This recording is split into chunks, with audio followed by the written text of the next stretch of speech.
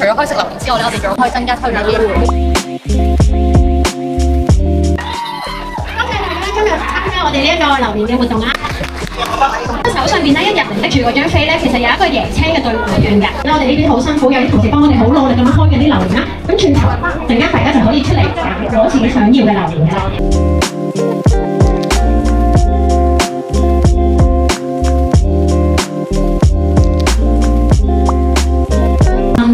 已經有人答錯呢題真。3箭上面分分鐘都有答案嘅。21個。